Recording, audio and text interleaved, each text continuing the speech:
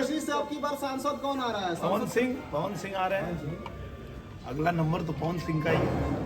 तो पहले ही परिपक्व होकर निकले, अपने एक्टिंग स्किल्स, अपने परफॉर्मेंस स्किल्स पर काम करके इंडस्ट्री में आए और कोई भी कार्य करने से पहले अपने माता पिता का आशीर्वाद, उनकी परमिशन लेकर ही वो काम करना चाहिए। And I think it's a vast industry. हमारी इंडस्ट्री में आए दिन बहुत सारी फिल्में बन रही है, अच्छे अच्छे कॉन्सेप्ट्स पे फिल्में बन रही है। तो अभी प्लेटफॉर्म बहुत बड़ा बन चुका है।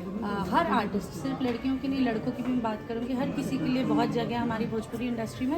And we are looking out for newcomers. हम लोग वेट कर रहे हैं कि नए बच्चे आए और अच्छा अच्छा काम करें, अपना नाम बनाएं। जब महिला प्रधान फिल्में भोजपुरी में बनी है, उसको अच्छे घर के लोग भी थिएटर जाकर देखे हैं। तो मैम क्या इस तरह की फिल्म में, इस तरह के कंटेंट पे काम करना, और आप लोग जब आते हैं तो क्या सोचते हैं कि किस तरह से भोजपुरी परिवेश का ख्याल रखा जाए, यहाँ के ऑडियंस का ख्याल? हम लोग हमेशा कंटेंट पे ही ध्यान देते हैं। फिल्म की स्क्रिप्ट सिलेक्ट करने से पहले हमारा पूरा फोकस इसी बात पर रहता है कि हम क्या शूट करने जा रहे हैं।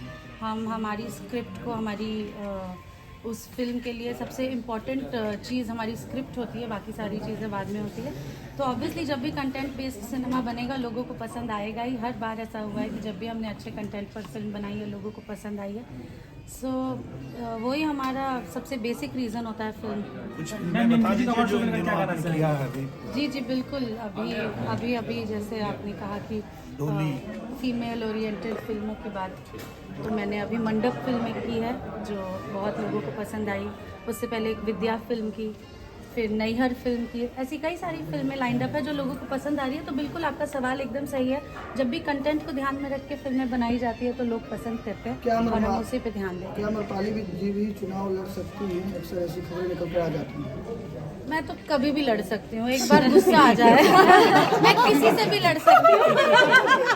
बस गुस्सा दिला दो आप। उससे मतलब बीजेपी से ही आपसे भी लड़ सकती हूँ। बीजेपी से ही नहीं मैं नो कमेंट्स ऑन दैट। फिलहाल मैं एक्टिंग कर रही हूँ और उस पर ध्यान दे रही हूँ। भैया आपसे एक सवाल रहेगा, अब की बार सांसद कौन आ रहा है? सवाल रहेगा भोजपुरी इंडस्ट्री से अब की बार सांसद कौन आ रहा है?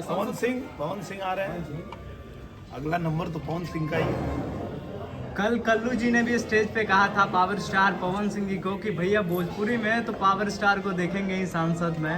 तो निरहुआ भैया क्या कहेंगे बीजेपी को लेके, क्योंकि खास करके वो अभी राम भजन भी लाए हैं मोदी जी पे, और उस चीज को लेके भी क्या मुझे लगता है कि जो हमारा भोजपुरी समाज है, आप सब जानते हैं कि हमारा भोजपुरी समाज जो है वो इतना देश के प्रति लगाव रखता है।